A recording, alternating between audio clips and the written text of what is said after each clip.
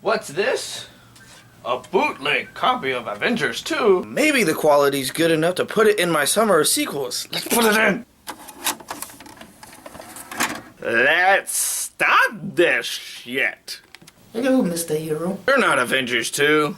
Then again, it wouldn't be the first time a DVD lied to me. Who are you and what are you doing in my TV? You've been doing good and decent sequels up until this point, but I'm here to bring you all the shitty ones that nobody wishes to see. And what makes you think I'll sit through these shitty films you've chosen? Especially if you say they're shitty films. You see, I have a lot of leverage over you. I have your city rigged with explosives and the one that you love most.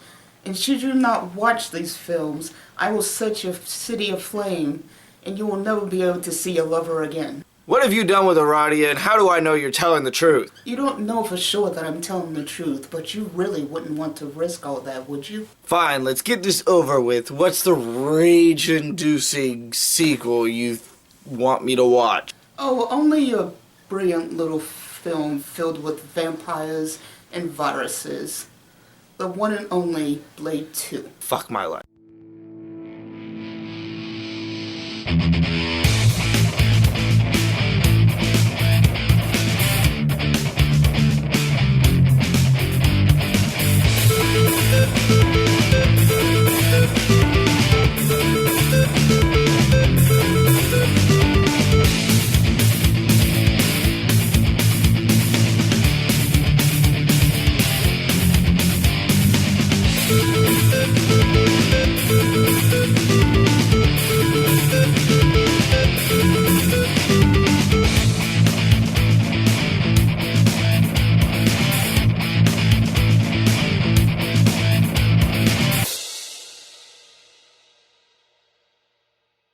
The movie starts in Prague, where Jared Nomak is posing as a homeless man and goes to an underground blood bank.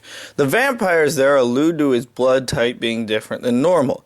Dr. Kruger and his co-workers get a rude awakening when our villain slaughters the entire room, and gives the camera a few hateful words.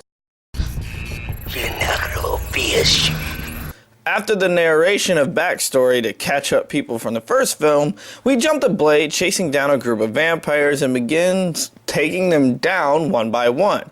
When he gets to the last vampire, he begins his torture to get information on Whistler's location. The movie wastes no time into jumping to the next fight scene, where Blade uses the token vampire to get into the lair easier, quickly killing everyone within it.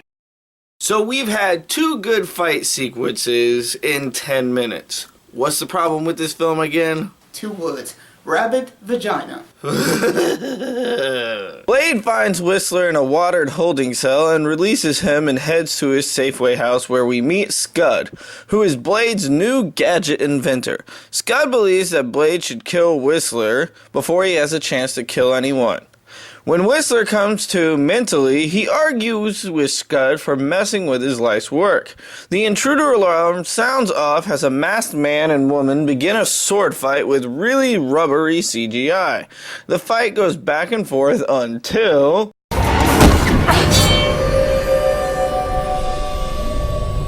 Nisa, Poda! The two, known as Nisa and Assad, reveal that they are part of a vampire group that is offering a truce to Blade in order to rid themselves of the Reapers. Blade agrees and meets the group's leader, Damasinkos, and they discuss the situation on the Reapers.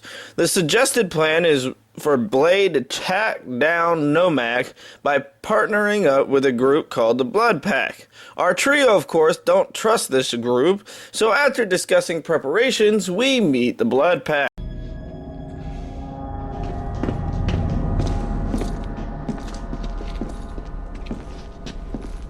Blade, meet the Blood Pack. Lighthammer, Verlaine, Priest, Snowman, Chupa, and Reinhardt.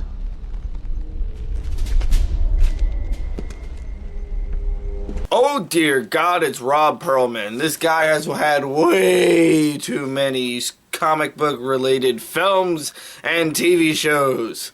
From Clayface in Batman the Animated Series, to Slade in Teen Titans, to Hellboy himself. That man needs a standing ovation. That's great. Too bad there won't ever be a Hellboy 3 because of his age. You take that back. Why should I? You evil son of a... Language hero. Of course, Reinhardt is the cocky leader, so Blade shows him up by being faster than him, enough to put an explosive device on his head, and warns the group he'll detonate it if anyone crosses him. The group goes to stake out a club where vampires tend to hang out, and of course, through plot convenience, the Reapers are also there in hiding, until they show themselves and make their move. After Nomak and Blade meet face to face, the pack fights the Reapers. They learn how invulnerable they really are.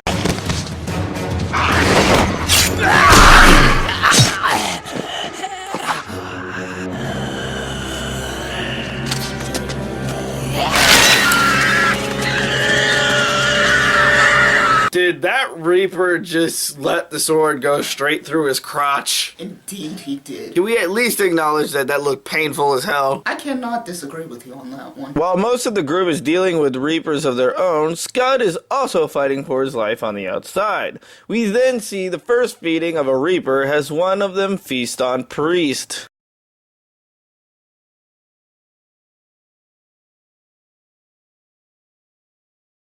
What the fuck is that thing? It looks like a vagina with teeth. Well, now you know what the ghost vagina from Teeth looks like. And I'm out. You come back here this instant. Yeah, okay. While Lighthammer is fighting off a Reaper, Scud figures out that the Reapers are vulnerable to UV lights. The fight between Blade and Novak continues to go back and forth in a stalemated fight, as the two seem to be evenly matched for each other. However, the sun comes up and eventually causes Novak to flee. As the group puts Priest down like an injured horse, Whistler shows them a weakened Reaper and they learn of the lair. We jump to Democinco, who is pleased his plans are going as planned, and knows he's putting everyone at risk, including his own daughter. The group examines the Reaper's body, learning that its heart is encased in bone. Blade makes the plan to attack at sunrise, much to the dismay of the rest of the group. Nisa has a heart-to-heart with Blade, questioning him on why he does what he does and telling him to embrace who he is. The only difference between us is that I made peace with what I am a long time ago. The team heads to the sewers and splits into three groups. In one group, Chupa turns on Whistler for Priest getting killed. In another, Lighthammer turns from his Reaper bite, killing Snowman and going after his lover, who in turn kills them both by opening the sewer cover.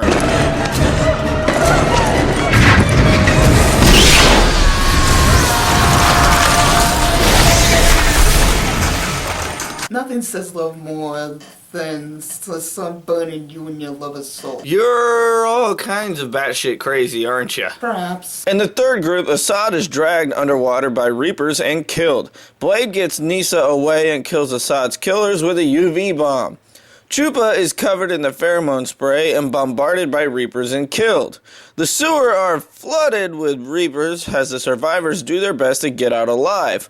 While Blade fights for his life, he heads to the position bomb as Nisa and Reinhardt try to make their escape. The bomb goes off.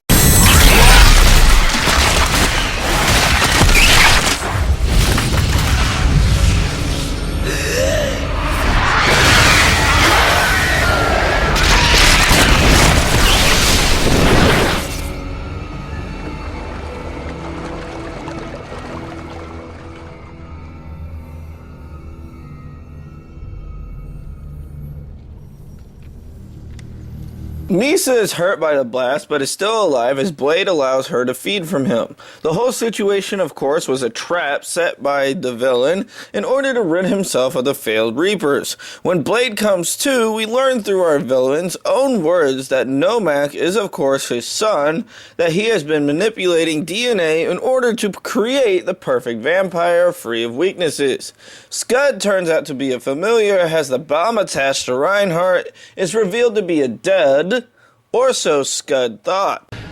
Two things. One, I've been on to you since they turned you. Two, it's not a dud. Oh, great.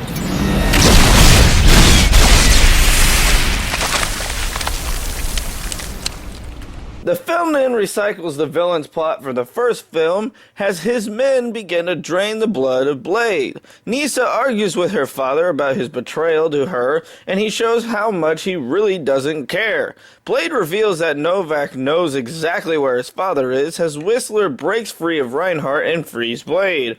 Novak heads to kill his father. He'll never enter here.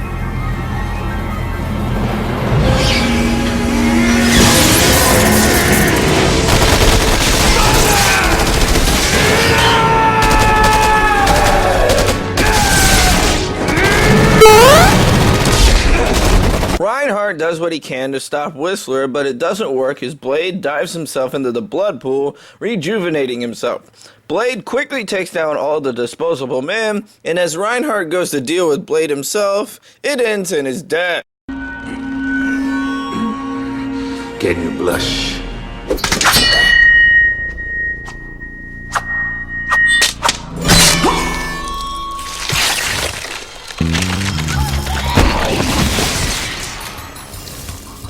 I guess Reinhardt just couldn't cut it. Hey, saying corny jokes is my job. I think that's not the slice of victory he was expecting. Stop it. Hey Reinhardt, it was nice to meet you. Now you're not even trying. Not quite. Are you done yet? By all means. Nisa blocks her father's escape from Novak as the two have a conversation with her father trying to persuade son he'll help find a cure. Of course he knows he's lying and kills his father anyway. Nisa begs Novak to end the circle and take her life as well. Blade shows up and begins the final fight, which is very fluid and goes back and forth on who's winning. Blade finally gets the upper hand as he manages to stab Novak through the heart, killing him.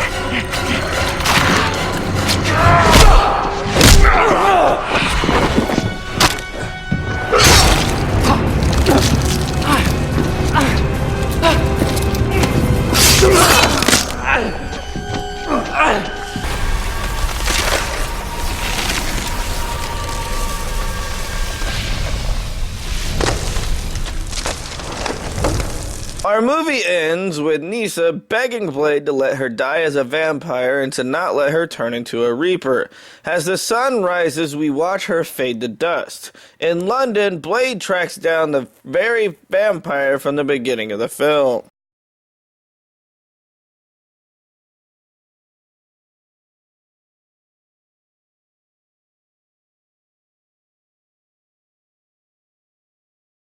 So what did you think of my first sequel? My thoughts on the film is this. They recycled the exact same storyline from the first film, but tweaked it a little bit so it's curing some sort of vampirism infestation virus instead of allowing the main villain to become immortal. But in the same way, it's still using Blade's blood to make more powerful vampires. Same exact storyline.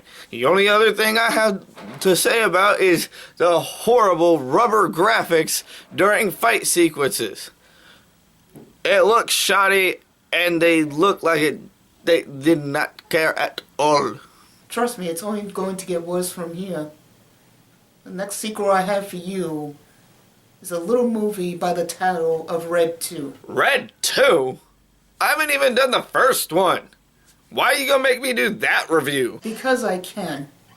See you next time, hero.